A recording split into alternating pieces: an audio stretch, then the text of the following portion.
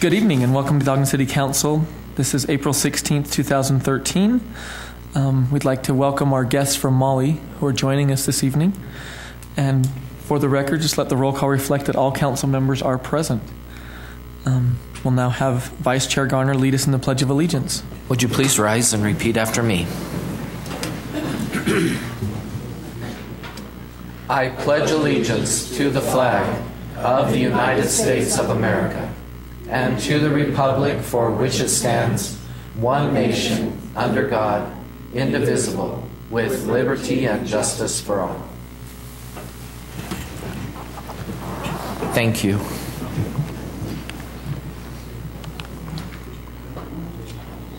And now we ask that you join us in a moment of silence.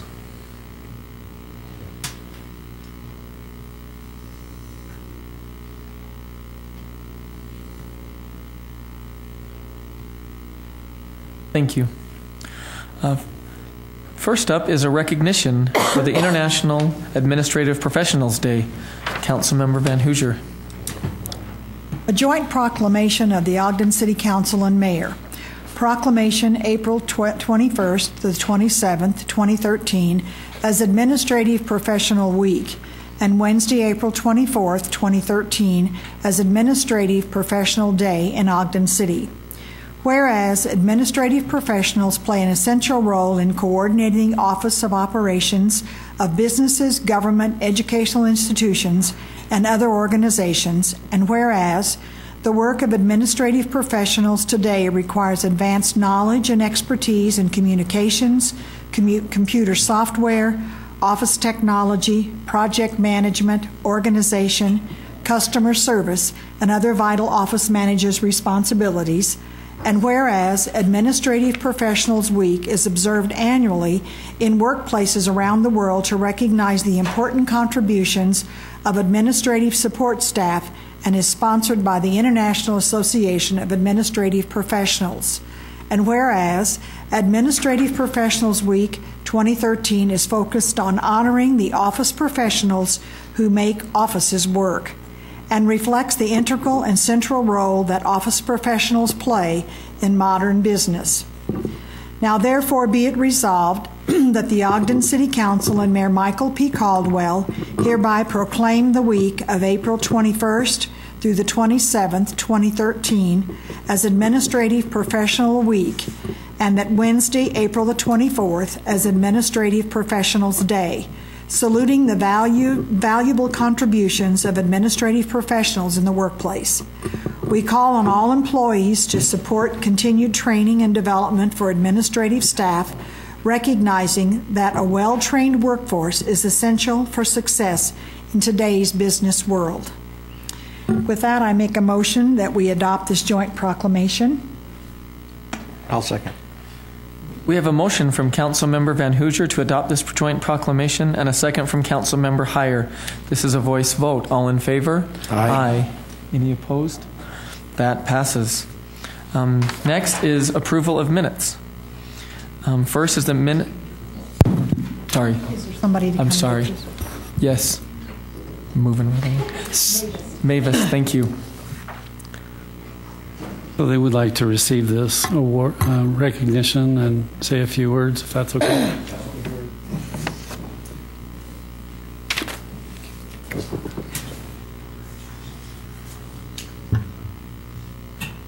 I just wanted to take a minute to say a quick thank you on behalf of our president, Teresa Doubleday, and the Wasatch chapter of IAAP here in Ogden.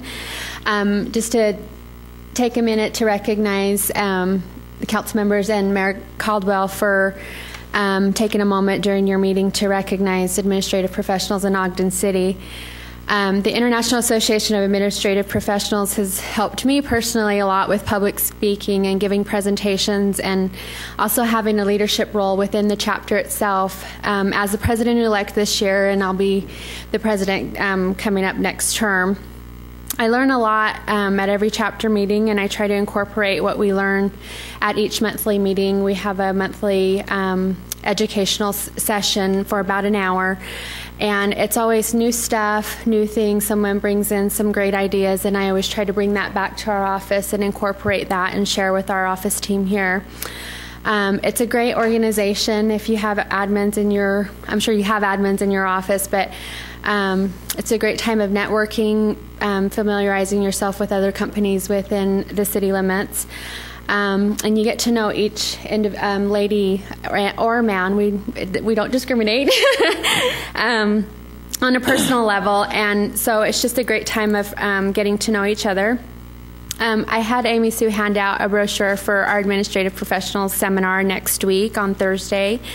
I just wanted to mention that it's going to be held locally in Ogden at the Megaplex Theaters there in their conference rooms.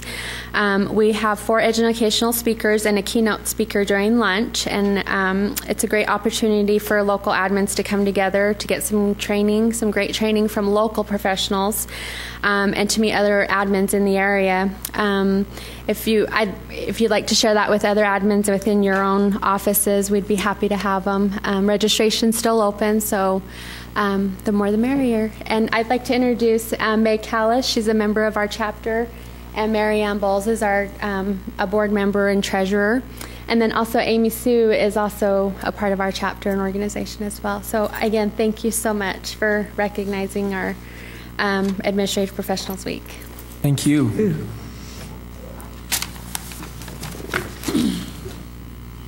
Okay. Now it's time for minutes of the minutes of the work session of April 10th, 2012. Councilmember Gochner. Thank you. I've reviewed those and found them to be accurate. And the minutes of the closed executive session of May 22nd, 2012. Councilmember Wicks. Thank you, Chair Blair. I have reviewed those minutes, found them to be correct, and would make a motion that we adopt the minutes. I'll second it. We have a motion from Councilmember Wicks to adopt the minutes, and a second from Councilmember Van Hoosier. This is a voice vote. All in favor? Aye.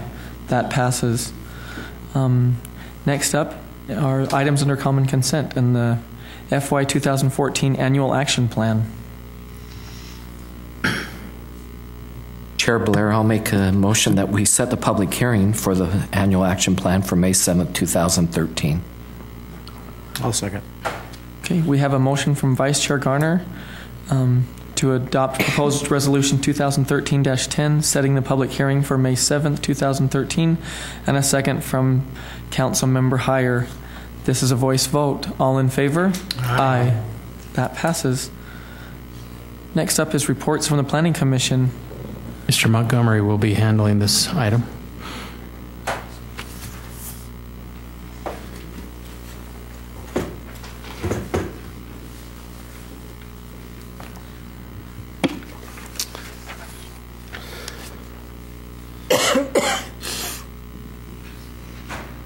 Mr. Chair and members of the council, the picture you have before you is what we're going to be talking about tonight. Is an item that came before the Planning Commission regarding above-ground propane tanks.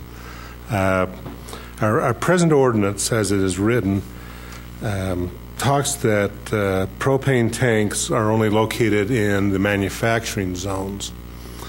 And a petition had recently been filed with the city to amend that ordinance to allow propane tanks to also be in commercial zones. You may be aware that with the propane, a lot of people are switching to that, both in the recreational vehicles, of course, but other types of uses. And the desire is to try to locate these in commercial zones as an accessory use with a service station, gas station. And so to do this, we'd have to change the ordinance because we don't allow them in most locations where service stations are found.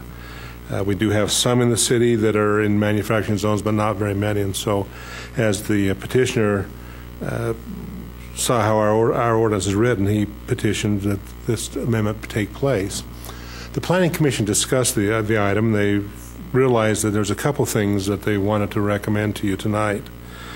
The first one was language that deals with above-ground storage tanks that is presently found in regulations for all zones. One of the things that was discussed back and forth was the language that was done in 1989. On a very careful reading, you can understand what it's saying, but generally, if you're not really paying attention, it is confusing. It talks about two different types of above-ground tanks, one of flammable liquids and the other of propane gas. And if you're not careful as you read it, it sounds like the propane gas, if it's to be above ground, has to be in a monolithic concrete poured container, which basically makes it a bomb. The other, the liquid, flammable liquid, being in a concrete container protects it from being ruptured. And there are two different systems, and you can't confuse which item you have inside that system. So the first item is to really clarify that there's one standard for flammable liquids and another standard for propane gas. And so the first part of the ordinance that's being proposed to you tonight clarifies that language, and really it's just a clarification. The only thing it adds to that is if you approve this ordinance tonight, it also says then that liquid petroleum gas can also be found as accessory use in the C2 and C3 zone. But that First Amendment, which is in 151320, is really just trying to clarify existing language. The heart of the petition really takes place in what is being proposed to be changed in the commercial zones. As I mentioned, we don't allow propane in the commercial zones. But what we found, as the petitioner came forward and discussed this with us, was that the state fire marshal has the oversight of propane tanks. He will look at a request for a propane tank, issue a permit based on the fire regulations. And oftentimes what is taking place is, regardless of what a zoning regulation is, a license is given by the fire marshal of the state to go ahead and put in a propane tank. So we presently have 3 in commercial zones already that were never reviewed through local zoning, but the fire marshal approved and they were installed. So we saw this error taking place and realized we got to make some corrections here. And so the Plan Commission discussed 2 items. One is the item of safety. The present regulation that was done in 1989 was done when some of the present fire codes did not exist. And we were looking at ways to be safe. Around that same time frame, you may recall the situation that took place in Woodruff where the propane tanks exploded. So it raised that type of concern that we needed to do some things with our local ordinance. But since that time, the state, the International Fire Code, has standards regarding propane tanks. And so the issue of safety, the Plan Commission felt really is with the state fire marshal. If we try to enact zoning regulations that just address safety only, we would be out of our league. We don't have that expertise, but they do. So we really focus then on the ordinance in terms of zoning, of where are appropriate locations, where should it be placed, so it has the least impact in terms of site development. So the ordinance that was discussed with the Planning Commission talked about the requirement that they be outside of setbacks, that they have certain limitations to their height or length. One of the trends, as this picture shows, is going vertical with the tank rather than laying horizontal, which is typically how you find propane tanks. But this seems to be a new trend because it takes up less ground space. And so we talked about what become the standards for both of these types of tanks. We talked about a 16-foot maximum for a horizontal tank, a 13-foot height for a vertical tank. The height came about as we looked at many of the service stations around and looked at canopy heights and building heights and said that this seems to be reasonable, so it won't be taller than the building because they're all single-story buildings. And so it won't stick up above the building. And the provision in the ordinance actually talks about 13 feet or the height of the building, whichever is less. And so we set some standards that way. We also set standards of the size of the tank that can be over 1,100 gallons, so that there's a limit to how big can these tanks be in commercial zones, because this is dispensing rather than a bulk storage area. And then the other item that's in the proposed ordinance is limiting the site to one tank, one propane tank site on a property, then it'd be accessory to a service station. It was felt with these standards in place, and then with the fire code as it is presently written, that this would seem to be an acceptable way to allow this type of use to take place in the city, and to meet some of the things that have been taking place statewide. And so the Planning Commission's recommendation to you is to approve revisions to both of these portions of the zoning code, the regulations to all zone and also the commercial zone regarding propane tanks. I know this is the first time we've heard of this because we haven't had a work session of that beforehand. Do you have any questions regarding this? I have a couple questions. So you say you're limiting the gallon size. Is there a standard tank size, or is it variable? There's variable. This, as we talked with the petitioner, this seemed to be the most common commercial size. Some of them are 16 feet in height. We chose a 13-foot height. Okay. So that leads to my next question. So there's no difference in delivery if it's vertical or horizontal? No, not to my understanding. So, I mean, I'm leading the witness. I mean, it just feels like it's pretty obtrusive to have a 13-foot thing vertical if it can be horizontal and have the same delivery. Well, it all depends, because if you've got a very tight site, you start to take up parking spaces and circulation if it's horizontal.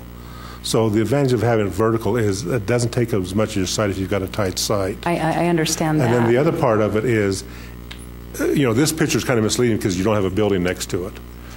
But all these facilities would have buildings, and those buildings are also about that same height. So it would not be any different than a freestanding canopy with pumps underneath it in terms of what you'd see when you look at the whole entire site. So that's why we felt that either option would be appropriate with those limitations. Is the safety still, I mean, it looks to me like I could tie a rope on that with a truck and pull it over. No, you couldn't. And so that's, you don't see what's going underground. To me, maybe it's just the location of the fact that if it were longer, it would be less movable, but I don't know. Yeah. No, the ballers that have to go around it and the depth of those ballers have to be put underground with cement casings, and then the anchoring system of this really take into account those type of safety features that you don't hit this and tip it over. And it's my understanding that still falls under the fire code. Correct. They still manage that. Right, yeah. Yeah. Mm-hmm. You review again, if they're in a residential area or close to it, of the clearance that they need, and also if they're going to have buildings in the area, what's the capacity of clearance around the tanks? Well, we have two different standards. If you're in a manufacturing zone as bulk storage, it's 200 feet from a residential area. So that means you've got several tanks or large tanks. In this situation that we're talking about in the commercial zone, the fire code is what takes into consideration. And I don't know all the ins and outs of the fire code. I do know they look at openings from distance from doors, distance from windows, property line distances, and then based on the size of the tank, those distances vary. And so there's not one set answer. It all is based on all those different factors the fire marshal looks at. But they would look into the proximity of the tank versus residential or buildings around it to see if it would meet the fire code then. Yeah, they would look at it on buildings around it and property line. It doesn't matter whether it's a residential or commercial building. They're looking at the safety of the use around whatever structures it may be by. So the safety element is still in place if they were placed in those situations with the tanks there. And Mr. Montgomery, most propane tanks require a technician or somebody to dispense that. That would be the same with this tank. That would be the same. That's, again, one of those requirements. You can't just go self-serve. Yeah. Does this distinguish at all between a tank that could be in a residential area for service to a home or? The home service we are not distinguishing because we look at that as just accessory to whatever heating supply you have in home. So, that is a good point that some people will heat their homes with propane. And again, those are more fire marshal regulations than they are a zoning code regulation about tank distance from certain things. I know they have those up in the valley, the propane tanks there. Well, there are some in Ogden, too. Yeah, there are. Mm-hmm.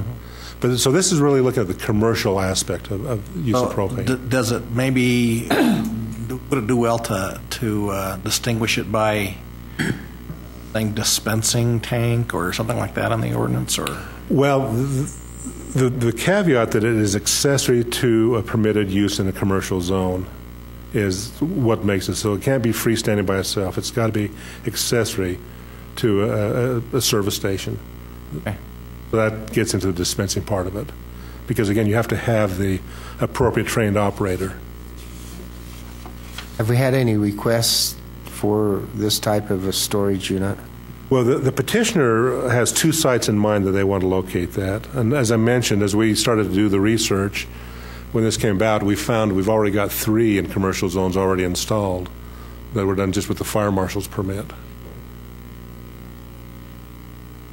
So I'm just back to the height thing. I mean, just a little concerned. It seems like quite a presence, and I know safety isn't an issue. It'd just be an aesthetic thing, but it's not taking up as much parking. Have other cities regulated it as far as like only limiting it to like horizontal or? From what we found in the research, they've allowed both directions. I haven't seen that limited only to horizontal. I mean, the problem is you can't screen it. Right. Yeah. I mean, and it's just... It's up 13 there. feet's pretty big. It's pretty big. You know, and I'm trying to think... I'm not aware of the other ones that are in Ogden existing, but I drive by one on Highway 89 every day. Well, one is state trailer. Yep. If you look over there on... And those are 31st. the horizontal. And the other one is the U-Haul out on Wall Avenue, storage unit, U-Haul storage unit out there. Are those... They're those all must- flat. horizontal. They're all horizontal. Yeah. That's probably why you don't notice them. The setback from the building, and then you're looking at, you see a lot of residences where there's a gas station on the corner and then the houses are behind it, and that's bothersome to me too. It's an explosion looking to happen. Well, again, one of the things that... No, it's in commercial, but... Yeah, one of the things that came out of the Planning Commission was that fact that the fire marshal looks at all those safety requirements and has pointed out that the zoning aspect, while you may consider some things, there are already safety regulations in place that are statewide, the uniform state application on that safety and distances from all the things you're talking about. So it was felt to try to go any further than that. We really didn't have that right or authority in terms of safety aspects. Now, the aesthetics are the things you talk about, and that's something the zoning can look at. So the horizontal one in the material we have, it said it would take up a parking stall. Yeah, basically. 16 feet would be the maximum width, and then once you get the bollards around it, that gets you to the 19, 20-foot length of the stall. Did the planning... Really, it's only taking up one Yeah. parking stall. Yeah. Did the Planning Commission have any concern whether it should be horizontal or vertical? No, they didn't express any concern that way. The one no vote was more concerned about, has there been enough scientific study about 200 feet. the propane and distance of safety and that? Has there been any discussion about doing this vertical in a neighborhood, let's say if you are using propane? For residential use? Residential use? No, there wasn't, because again, we're not regulating that. Yeah, but would we? I mean, since, I don't know. I don't know that a residence would be able to afford the anchoring of that when you start going vertical. I mean, the more height you get to it, the more foundation you got to have in the bottom of it. So in those residential uses, What's the petitioner requesting to put into are you aware? the locations that they're talking about are, let's see, let me just grab, I know one is on Washington and one's on Wall, and I'm just trying to remember the location. Are they located at service stations? Yes. Are they wanting horizontal or vertical? Is that why you showed the verticals? Because that's what they were. Well, I think I just wanted to show that they come in different directions, because normally when you think of a propane tank, you think of it just laying Most of the down. time, But In the memo, it does know, say that the applicant indicated that they could also use horizontal tanks. yeah, there's just showing how they're coming around. This is a 19-foot tank here, so this is taller than what we would allow. Seems like the one is on Wall and Patterson. The other is at 31st and Washington, if I remember right. So I guess, my comment still is we're trying to beautify our city, and 31st and Washington is kind of an entryway, and I would feel more comfortable if we were just doing horizontal. I agree with Council Member Gochner. Does that develop a problem for us if we just say you can only put in horizontal and not vertical?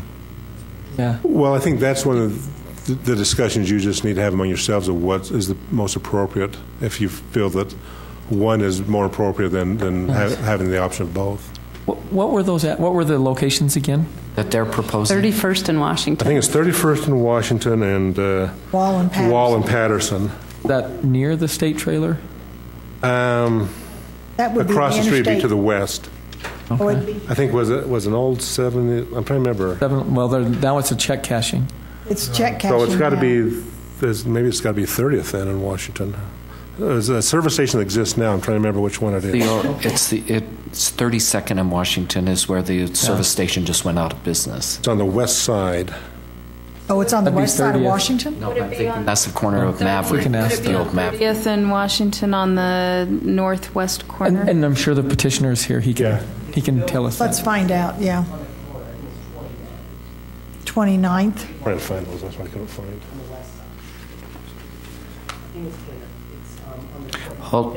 We'll have you come up and we'll let you come up to the mic. There's actually 2 drawings in your packet, I guess. Glenn's just showing me. What page? Is there a page? I don't know if the page. So this one is 30th in Washington, so it's Phelps 66. And do you have a page number? And then this is the one on Patterson and Wall.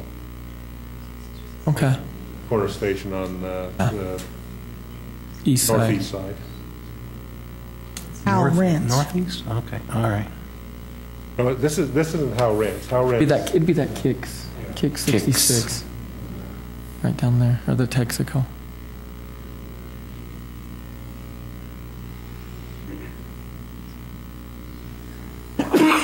Excuse me. Yeah.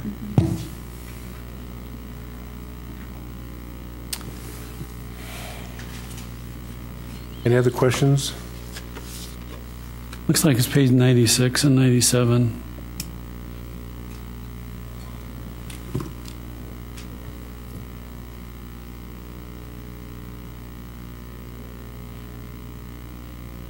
Well, the petitioner is here also to discuss the petition. So, Great.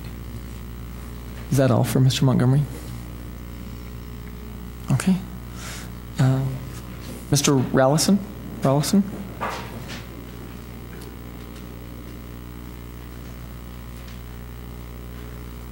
Thank you. I made some comments that kind of address some of the concerns that were mentioned upon the council. First of all, I'm the regional rep for Suburban Propane. I cover most of my territory is all Utah, so I deal with all the cities on resale tanks. Personally, in the last year, we've done about almost 50 tanks, and about 90% of them have been verticals. With other cities, there have been some concerns, typically, as you've mentioned, about the look of propane tanks. That's been the number one concern. West Valley City was the only one we've had to downsize a little bit to make it work, and that was the only issue we've had. But to kind of address, with the size restrictions they put on to verticals, it has cut the capacity in half. For us to get the height, the gallon capacity, 1,100, the height at 13 feet, we can only go down to 499 gallon capacity limits on a vertical. There's no other tanks ever made by any of the manufacturers. We researched the manufacturers, called them to see if there's any tanks that exist that are taller and not as fat, and that they don't exist. So the tanks we found is a 499 water capacity, which means that's max fill, but we can only fill tanks to 80% capacity. So you're only going to be filling about 400 gallons of propane. It's a very small use. Typically, why verticals are used versus horizontals, believe it or not, they're more safer than a horizontal in a sense. you have less to hit, less to back up into, and that's the biggest thing. When you go to a horizontal tank, when you do it correctly, your bowards are supposed to be 3 feet away from the tank, so in case someone does hit the boward, it does not hit the tank. So if you do your math, you are about 3 times as wide as you would be on a vertical tank itself. Distances requirements for the state is very, very challenging. This is what we deal with all the time. So if you do put a restriction on vertical tanks in the city, you will reduce your resale capacity because properties are smaller. I mean, to kind of give you an idea, I have to be 25 feet from a grate in the ground. I have to be 25 feet away from a property line. I have to be 25 feet away from a dispenser, 25 feet away from a building. So there's a big restrictions on there. So there's very, very limitations where you can put a tank. And a horizontal, it takes up a lot more space. So typically the reason why you've been going to verticals is because of size restrictions. That's the purpose there. Something that was mentioned about the construction, Suburban Propane believes in safety. That's our number one goal. When we're dealing with fuel on a day-to-day basis, we are proud to say that our training and our ongoing training with our dispensers, we have not had any issues, knock on wood. We're very safe. We teach them, we train them, ongoing training. The construction, with that being said, everything we do is engineered by an engineering firm for seismic derating. We are basically going 3 feet down into the earth. We are doing over I think, depends on the location, about 2 feet of concrete, and we're doing about 8 inches of bolt. That this thing is not going to go anywhere. It's basically, it's going to, even an earthquake, this thing wouldn't fall down. So it's very safe. The bowards itself goes down 3 feet down the earth. They're filled with concrete. I hate to tell you, that would probably kill someone before the propane tank would, if they're going pretty quick at that. I don't know if you guys heard on the news this last weekend, a bobtail by AmeriGas tipped, was in an accident, has a capacity of 3,000 gallons. That truck is totaled and there was no explosion. So the capacity of these tanks are designed and engineered to take any type of, they're very safe. So the concern there, we agree with you, the concern about being around consumers. The safety's there. These tanks are checked once a year. We check it on every delivery. So these tanks are monitored on a day-to-day basis. I think that was all the major concerns. Do you guys have any questions for me to address any more concerns? Corey, I'm just looking at the map of the one that will be located on Washington Boulevard. Sure. With these tanks, we've seen the pictures of some of them, and I've seen them out at, many fill stations. Sure. With it located, on a primary street like this, do you ever put screening or other material around it to just shield that or make it look a little bit aesthetically better? Or? Great question. Typically on a vertical tank, there's a lot of setback requirements where gas stations are. So typically you are going back away from the front. This tank at Washington is actually on the east side corner of the building. So it's actually back by the building. The tank is, the 499 vertical is about 1 foot to 2 foot taller than me. So it's very small. Now with the concrete, again, we are bringing that up a little bit because the engineer is requiring for that to drain off so the water does not be around the bolts for that to happen. So great question. No, most cities are okay with that. We've had West Valley City want us to paint it a darker color. We kind of explained to them that's kind of not a good thing to do because the darker you do, it attracts more heat, and propane and heat don't go well together. Again, that's been one of the issues been brought up in the past, but they have remained white. But where the tanks are going in both applications, it's not on front view. It is hitting pretty well. I'd like to go again where you talked about vertical being safer than horizontal. Sure. And you take measures to build a vertical, you build the safety features into that. You'd have to do the same thing for horizontal, wouldn't you? Actually, you do not have to. Our company, we do. Everything that we do is engineered. So we're the leader. We own about 50% of the resale market right now because we are about safety. So yes, we actually have everything engineered to seismic D rating. That's something that we would recommend putting into the code, as well as making sure that it is engineered. That would benefit us. That means we would have less competitor tanks put out there because companies cannot afford it. The construction alone for a vertical tank or a horizontal tank is around $12,000. The way we're doing it. Most people, when they set a horizontal tank, they set it right on top of pavement, and they put cement blocks, and it looks terrible. It's an eyesore. So with us going the cement barricades around it, the bollards going around it, painted, very nice, clean construction. It's not ugly. It's very attractive for the sense of a vertical tank. So Corey, back to your question when you said this tank, is the 500 gallon or what? Sure. 400 and something gallons. What is the vertical height on this one that you want to propose? The height on these tanks are about, I want to say around 8 feet. They all vary just a smidge a little bit. It's a 499, so it would be about 8 feet total height.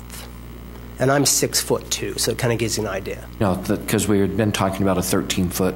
Yes. But this one's closer to 8 feet. Yeah, there's no, when they came up with the calculations, I talked to the planning development after the meeting, and they kind of asked some questions, and I told them that the horizontal tanks, you'll be able to get to 1,000, even to 1,150 capacity on horizontals.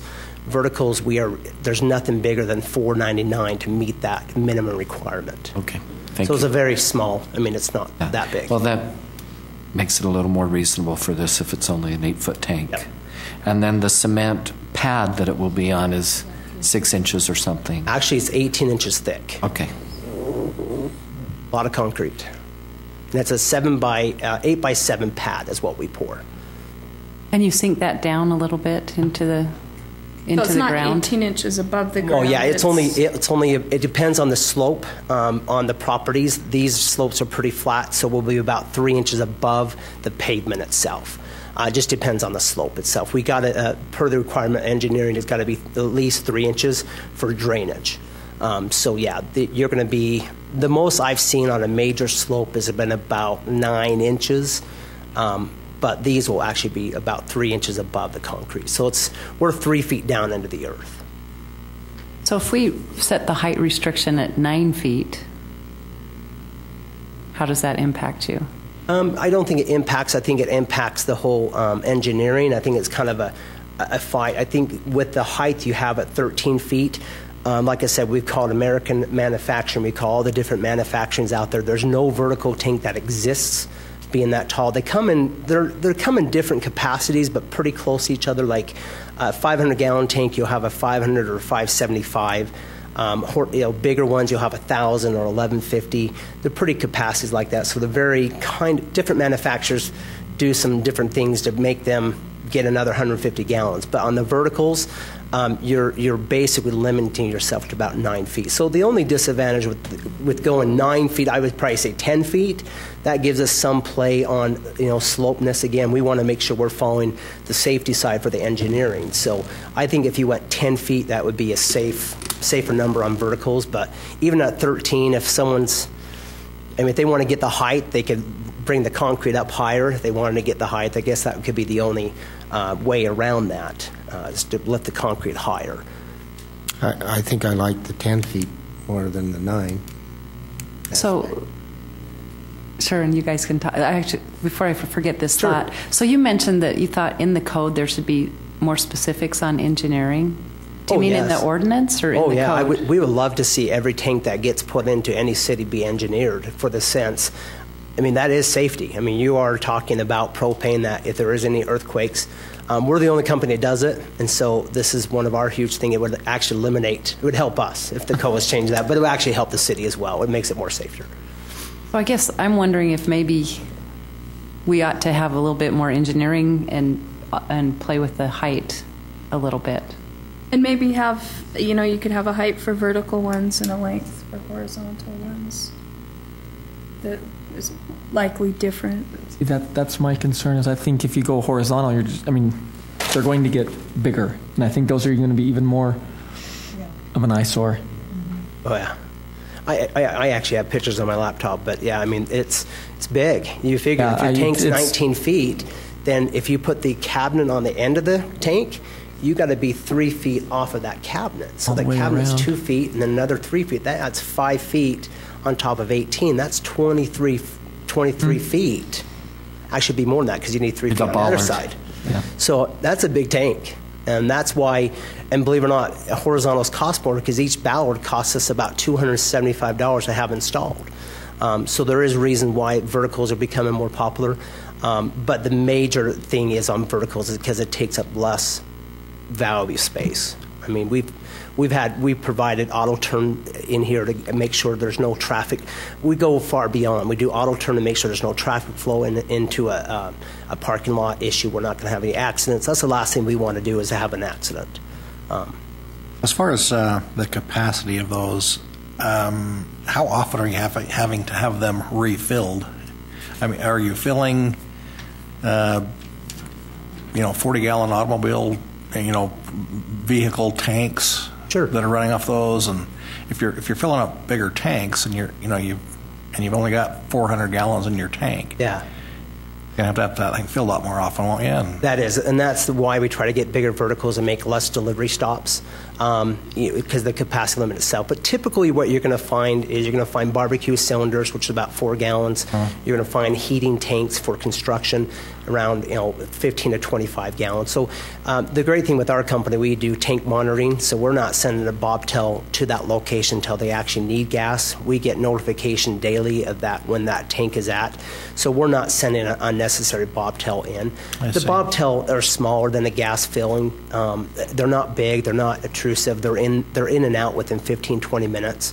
So the safety there is, I mean, we're so controlled by the state government, the Utah State Fire Marshal, that it's very safety. I mean, it's, people think you're dispensing fuel, but you got to remember every single person that touches that dispenser, not like a gasoline. People are talking on their phones and they're dispensing gas. So it's a static electricity. I mean, with us, these guys, they're actively involved filling that tank, so there's no interruptions. It's a very safe procedure. It takes about 2 to 3 minutes to fill a tank. I can tell you have more questions. No, Okay. Anyone else? But Suburban's willing to, if you want to go different colors, we're willing to go purple, pink, whatever you like. We're willing to paint it. We're willing to work with the cities to make this work. One big last comment I want to make is the benefit of refilling stations. It is a cost savings to your consumers. They're paying anywhere from $2.50 to $3 a gallon versus a tank swap out. You're paying over $5 a gallon. So it is a cost savings, and there's a huge need in Ogden. Our studies have shown that it's very under, so it's good for the business to help local businesses out. It's typically small business owners that do these, not big chains like Maverick. So it does help those owners out. So, thank you. Thank you. Public comment? I lied. Yeah, now we'll receive public input on the propane tank zoning amendment.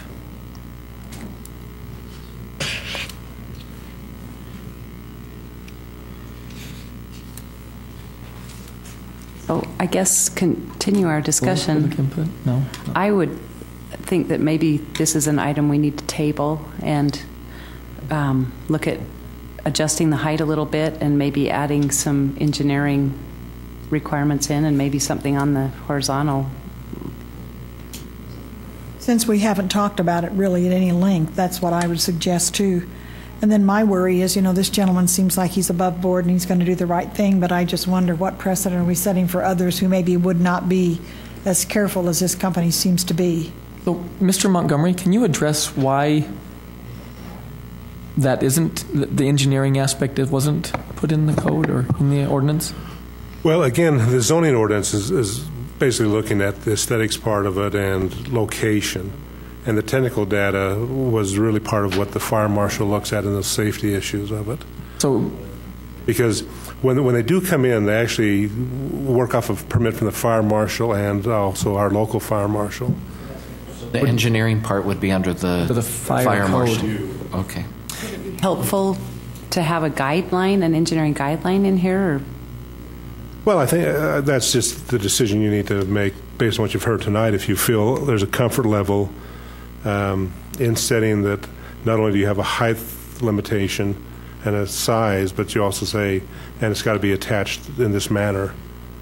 Could you help us to understand? It's looking like maybe a tabling would be appropriate here, but during that work session that we talk about this, might be really nice to understand what the state standard is for installation, horizontal versus vertical, and what is maybe prudent, so that we can understand that a little better. I don't know if you already know that or whether that's... Well, I think what you're going to find with the state, and again, I may be corrected because I don't deal a lot with those fire regulations, is they're looking at mainly what happens in case of a tank rupture and safety during dispensing and safety of the tank as things move around it. And so those are their main things. So they're looking at distances from openings, again, like you said, right, grates and doors and buildings and those type of things. And then you have the structural part of it of just how do you anchor something into the ground based on its height and its tipping. And so those will be some standard engineering things of what's the footing for this to make sure it doesn't tip and that it's stable. The horizontal part I get, the horizontal tank, we could investigate and see what are the things he looks at. Yeah, that's what I was kind of thinking of. I have seen horizontal tanks that are just sitting on the pavement. And right. There doesn't seem to be much of a standard as far as anchoring and that kind of, there is I know of placement, but not of anchoring. That sounds like a concern that needs to be probably looked at and understood a little better. So we would want to work on the fire code. Sounds like well, I don't know the fire code per se. What you'd be looking at is if for the tanks to be in Ogden, that you set an additional standard in terms of their attachment and that type of thing. The engineering would be an element that we'd want to discuss in that aspect there. Do you anticipate this need growing? Yeah. It's an up and coming thing. It is. I mean, if you've noticed around, I've noticed around the county a number of these just appearing, and so there is something going on why after all these years all of a sudden you just had a real increase in terms of tanks. Well, and the problem is with the exchange is you may have a nice tank, you turn it in, and you don't get such a nice tank, and you don't necessarily. I mean, I think they're tested, but it's maybe better to have your own. Yes, I would agree. So I guess I would go ahead and make a motion that we table this to a date certain of. Can I ask a question before you do that? Sure. It sounds like there would be some research required, which would mean a work session probably. And my question is, what's the urgency on this? Well, the petitioner's been waiting 3 months for an action already, and so, it is affecting his ability to do business. And so that is the urgency. Well, my concern is that you're headed into the budget season and every work session is taken, so we're going to have to carve out a place. And I would suggest that you table it to a time that is realistic, which is probably more like a month away. Unless we could make a motion, that we're going to come back with language. I mean, pass the ordinance. We've done that before, and I don't remember the details, where we pass it, but you drop in language later, or we approve language later. This for the zoning, isn't that what we're kind of talking about? That we're going to allow this? I think you need a work session. Yeah. There are several components to it. I think you want to make sure you get it all exactly how you'd like it to be. And I think our staff needs some time to pull that together. Typically, if there are substantial changes, we'd want the language to be drafted, and then you consider it. Sounds like I might just make case. one comment, and I don't want to disagree with Bill, but it's either going to be 13 feet or 10 feet. There's not a lot of additional research on the height of it, because as you've heard, the only tank is 8 foot tall. So I don't know what other discussion. Yeah, so Mr. Montgomery, I guess what I'm kind of hearing too, and maybe you can, is I think the 10 feet is what we're comfortable with. But then if we approve this, my question is, can we come back to it and then talk more about the engineering requirements? We can always come back and amend a provision. Or do you just do it right the first time? I think typically you try to do it right the first time. Yeah, I think so. That's what we're... Let's do it right the first time. So that would be...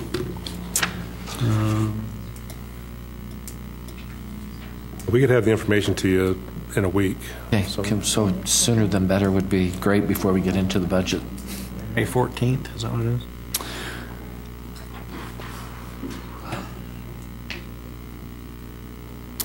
I think the first time you could do a work session would be on May 14th. So you'd have to set it. You'd have to set our table to a date after that, which would be the 21st or 28th of May. Unless we felt comfortable not having a work session, because I think we're clear on the height, and I think we're clear that we just want some standards for engineering. In which case, maybe it could be whatever you guys are comfortable with. Question is, can we just, if it's 13 or 10, yeah, can we just amend this and say 10 feet? But then we do need to, I feel like we need some clear engineering standard. It sounds to me like you need to have some good discussion about that. You need some research done and information provided to you. That's a potential impact to the industry. What about all the other distributors? How many are there? And those kinds of questions would come up, I think, in your deliberations.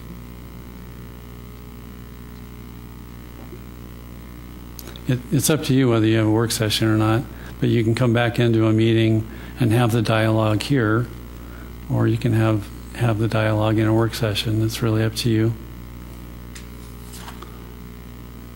Well, if we have it here, we don't have the information on the engineering. If it included the engineering and the height change, then I think they could probably just bring it back to us at a council session. And we could certainly get it ahead of time to review. So that it doesn't take...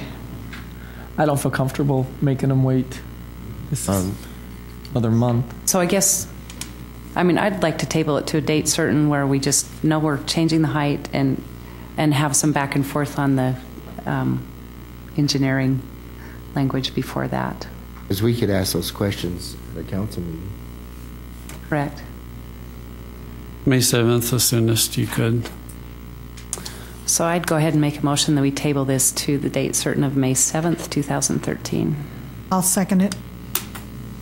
We have a motion from Councilmember Gochner to table this to date certain of May 7th, 2013, and a second from Councilmember Van Hoosier.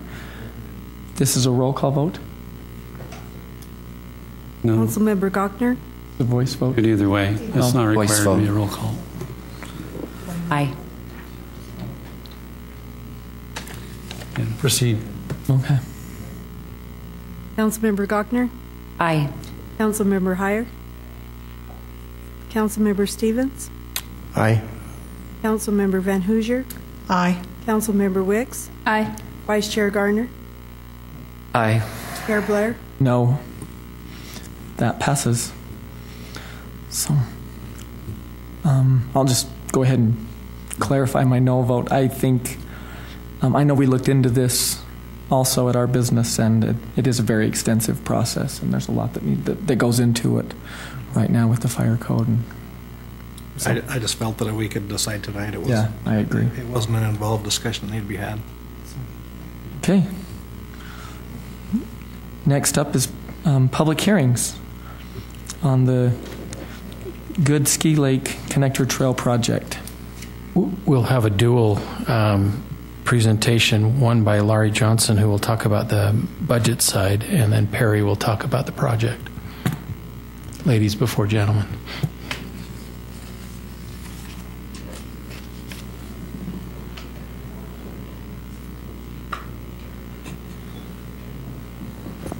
Good evening. The purpose of the action before you, the budget opening portion of this presentation, is to appropriate the funding previously received, a RAMP grant funding in 2009, which was not allocated specifically to that project through this official process because the project wasn't quite ready, of $83,000. So this action will take that money out of fund balance and move it into the CIP fund so that it can be used for the Good Ski Lake Connector Trail project, and it's identified as PY027.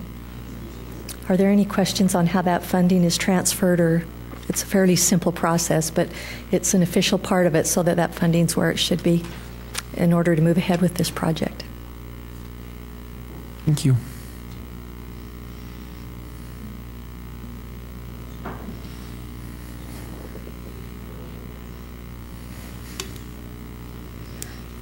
Mr. Huffaker.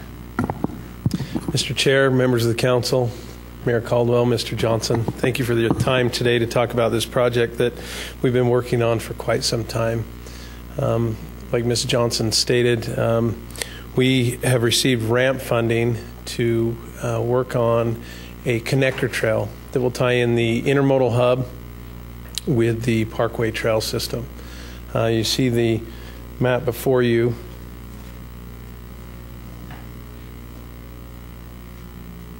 See the map before you. It shows that connector trail would tie in those folks that show up and ride the front runner and they want to come and participate on our wonderful trail system. The timeline that was tied to this is that we had an idea to make that connection. We applied for and received RAMP funding of $83,000 to build that trail, and then we began that process. And during that process, we approached our friends in the community that had a tie to that trail.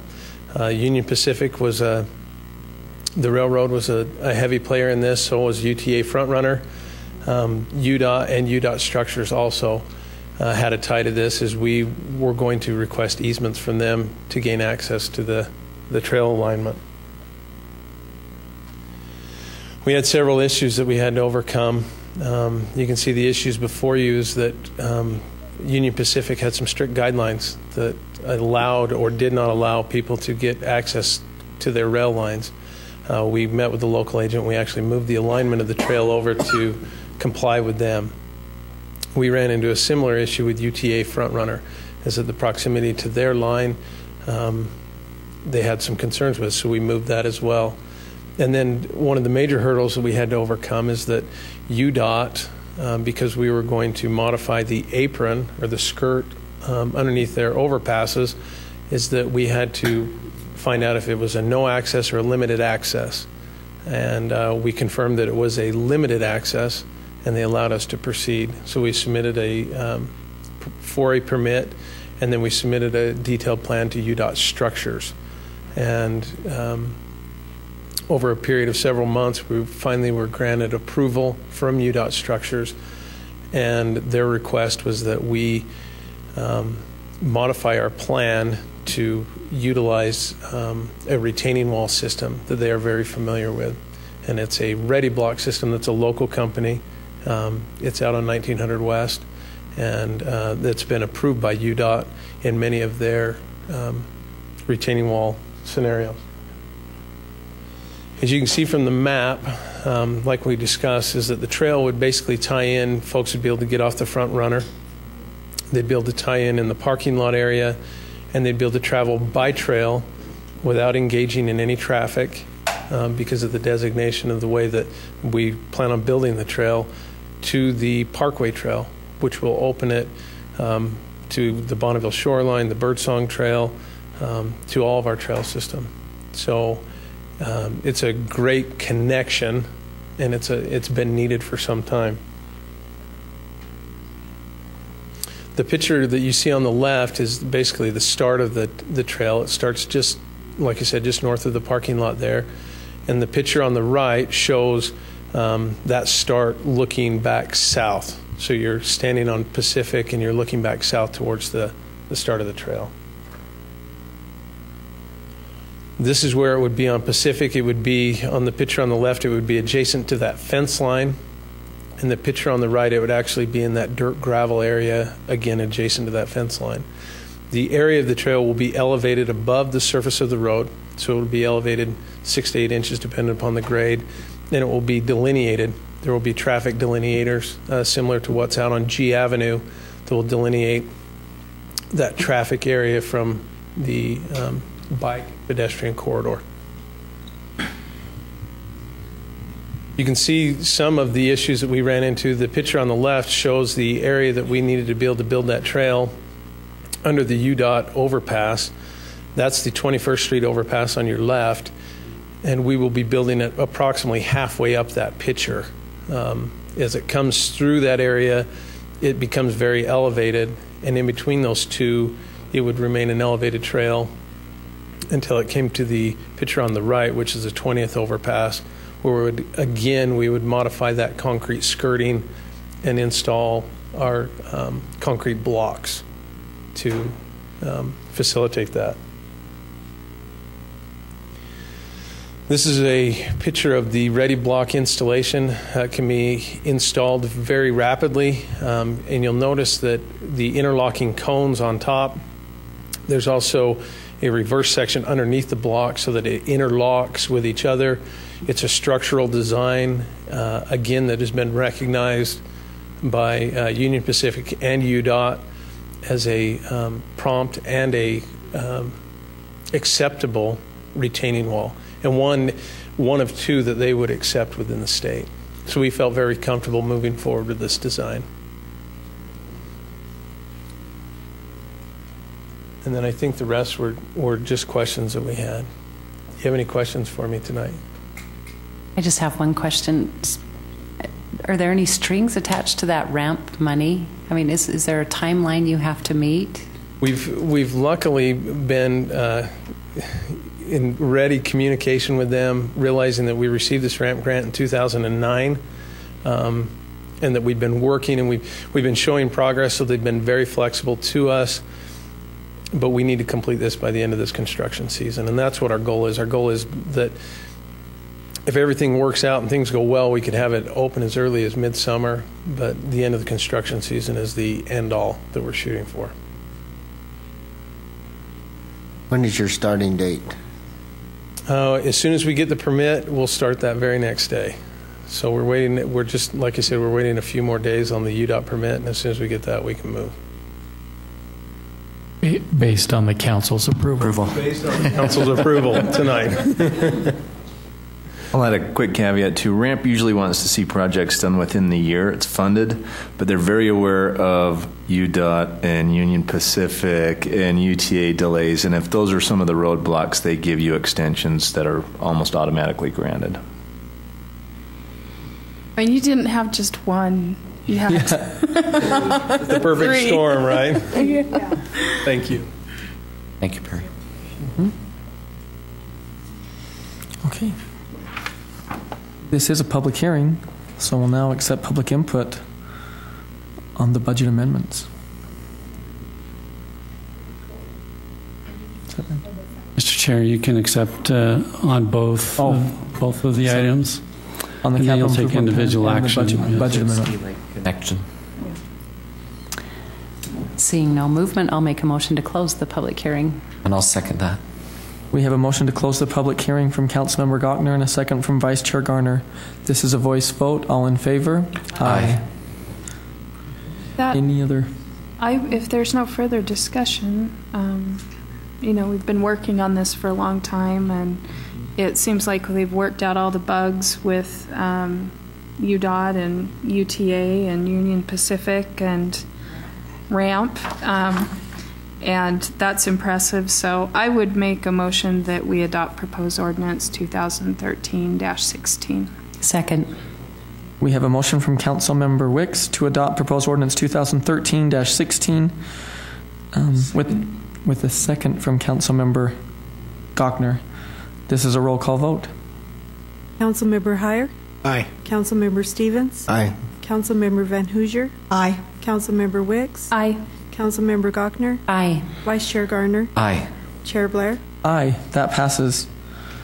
And next. And if there's no further discussion, I'll go ahead and make a motion on proposed ordinance 2013-18. I'll second that.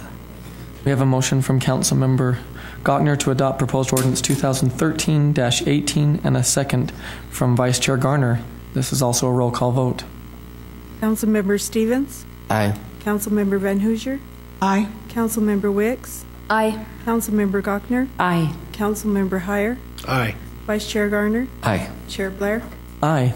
That passes. Next up is public comments. This is an opportunity to address the council regarding your concerns or ideas. Please state your name and address clearly for the record and limit your comments to 3 minutes. In this form of government, all city personnel are the responsibility of the administration, not the council. Please discuss any concerns you may have regarding staff with the mayor, chief administrative officer, or department directors. Time is yours.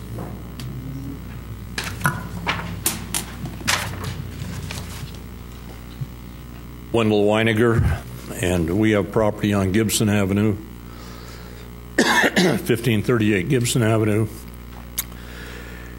And I'm addressing your stormwater ordinance, which I feel is unfair and potentially illegal. From the standpoint, they're not providing the stormwater drainage, and we are the collection basin for about 2 properties to the north of us and 2 properties to the south of us. I have addressed the engineering department and talked with Taylor Nielsen. He recommended that could take a look at things for some adjustments on it. But we'll end up with anywhere from 2 to 4 inches of water in our parking area. If you're familiar with it, it's the old KOET television building. And right next to it is where KOGN radio station is at. And we catch all the drainage from almost, well, not quite, just this side of the new road that they put in for the Winco down there. And we catch it also from the W.R. White fenced-in area and 1 to 2 houses past that to the south. And when it comes there, it just puddles, and there's no place for it to go.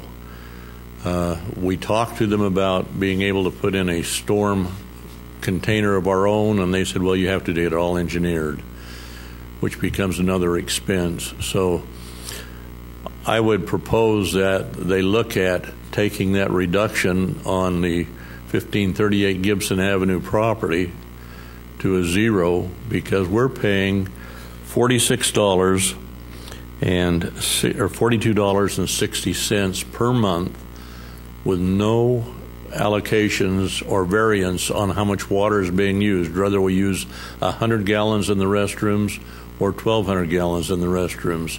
We're still paying for a stormwater drain that we do not have, and we are becoming a collection basin. So, I'd like to propose that you take that off from our bill, or B, provide us with a tank and a pump that we can pump it into and you could haul it away, or C, take it off from our bill and we will provide a drain without having all your engineering required on it, because we have purchased the property next to it, which is the 1506 Gibson Avenue, where the KOGN radio station is, and we have sufficient property that we could put a drain into there. But it would be a cost on our part, and I don't feel we should be subject to the drainage on the ordinance, have to pay for that, and then have to take it off ourselves. So I'm just addressing the council to hope that there can be some area looked at from the standpoint of financial reduction in what we're paying now. Thank you. Thank you. Thank you. Any other public comment? Any other public comment? Okay. Comments from administration. I would just take a quick moment to offer our thoughts and prayers. I appreciate that Caitlin wore her Boston Marathon. We found out today the city of Utah puts the second most people from any other state into the Boston Marathon, which I think is a testament to the vibrancy and importance on a healthy, active lifestyle. It's a terrible thing that happened, and they're in our thoughts and prayers, and I'd just like to publicly offer our condolences and well wishes to everybody over there. Council staff.